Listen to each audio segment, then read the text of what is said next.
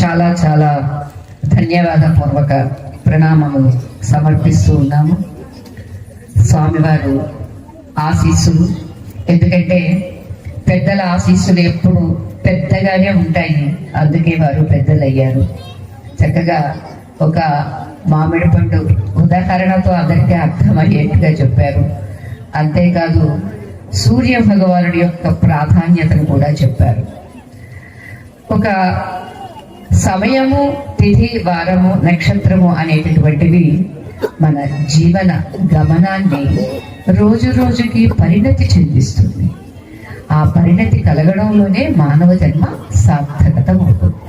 లేకపోతే ఇన్నేళ్లుగా ఒకే రకంగా ఉన్నాము అని అంటే, తల్లిదండ్రులు ఎవరైనా ఒక 10 years స్కూల్కి పిల్లలు పంపించారనుకోండి, ఫస్ట్ ఇయర్ స్కూల్కి వెళ్ళేటప్పుడు ఎలా ఉన్నారు, 10th yearలో కూడా అలాగే ఉన్నారనుకోండి, మీరు ఏం చేస్తారు అప్పుడు? వాళ్ళు చాలులే అని మగవాళ్ళు అయితే దోళ్ళు దాచుకుంటారు, ఆడవాళ్ళు అయితే అంట్లు తోడుతారు అని పూర్వకాలం అనేవాళ్ళు. ఇప్పుడు అలా ఆడడానికి కూడా ఛాన్స్ లేదనుకోండి.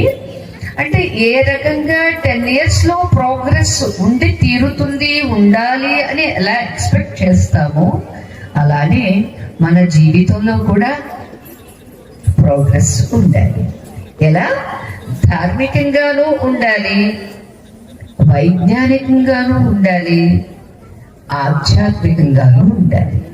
అలా ఉన్నప్పుడే మన ఈ జీవితానికి సార్థకత, నిండుతనం, స్వామి చెప్పారే పండుతనం అనేది తప్పనిసరిగా సిద్ధిస్తుంది. ఇక ఒక 2 నిమిషాల్లో మేము కూడా ముగిస్తాము. వాస్తవానికి ఉగాది అనేటటువంటిది మనందరికీ, భారతీయులందరికీ ఒక పండుగ అయితే, భగవద్ అనుగ్రహంతో ఆ రోజే మాకు కాదు, మా ఉపాధికి జన్మదినం. మేము పుట్టలేదు, మేను పుట్టింది, నేను పుట్టలేదు. పుట్టింది మేను అన్నప్పుడు దానికి గిట్టుట కూడా తప్పదు. అంచేత ఈ రకమైనటువంటి ఆధ్యాత్మిక జ్ఞానం మనకి కలిగినప్పుడు మాకే కాదండి, ఎవ్వరూ పుట్టలేదు. స్వామి గీతలో చెప్పాడు, నత్వేవాహం జాతునాసం నత్వం నేమే జనాధిపాః నచైవ న భవిష్యామః సర్వే వయమతః పరం అని ఒక చక్కని బ్రహ్మాస్త్రాన్ని చెప్పాడండి.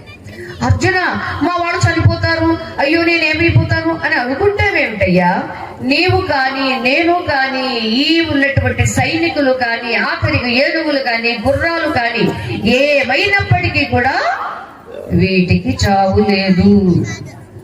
అంటే వీటికి చావు లేదు అంటే, అయ్యో రోగాలు పుట్ట కదండి, రోగాలు వస్తున్నాయి, ఎంతో మంది కళ్ళ ముందు చూస్తున్నాం కదండి, విడిపోతున్నారు కదండి, ప్రాణాలు వదిలేస్తున్నారు. ప్రాణాలు పోతున్నవే కానీ ఆత్మ పోవటం లేదు. ఆత్మ సత్యము, నిత్యము, అజః నిత్యః శాశ్వతః అయం పురాణః న హన్యతే హన్యమానే శరీరే.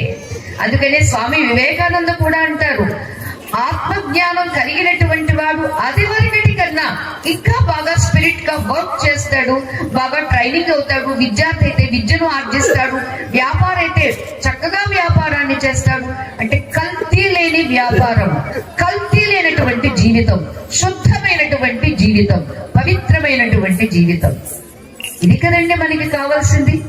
అంతట ఆ జీవితంలో ఎంత బలం ఉంటుంది, ఎంత శాంతి ఉంటుంది.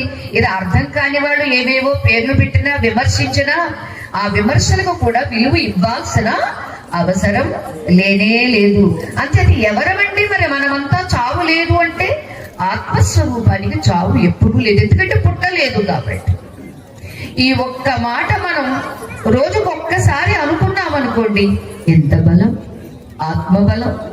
ఎందుకంటే దేహ బలాన్ని మించినటువంటిది మనోబలమైతే, మనోబలాన్ని మించింది బుద్ధి బలమైతే, బుద్ధి బలాన్ని మించినటువంటిది ఆత్మబలం. అంచేత ఆ ఆత్మబలాన్ని చిన్నారులు మీరు కూడా ఇప్పటి నుంచి, ఏ రీతిగా ప్రహ్లాదుడు చిన్నప్పటి నుండే కదా, ధ్రువుడు చిన్నప్పటి నుండే కదా, ఇలా ఎందరో బాల్యం నుండే ఇంతటి జ్ఞానాన్ని ఆర్జించి తర్వాత చక్రవర్తులయ్యారు, మహారాజులయ్యారు. అయినా కూడా దేనికి చెలించకుండా అంతటి రాజ్యాన్ని కూడా పరిపాలన చేశారు.